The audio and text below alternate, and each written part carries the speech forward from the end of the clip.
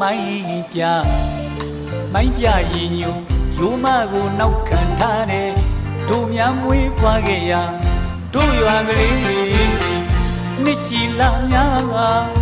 ဝေးကွာခဲ့ရသည်မို့တစ်ခေါက်တစ်ခါရောက်လာခဲ့ပြီလမ်းတစ်လျှောက်မှာလဲပန်းမျိုးတရားခွင့်ဝေးစီအ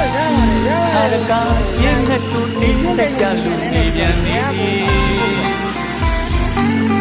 အကြီးမင်းစိတ်နေမမီ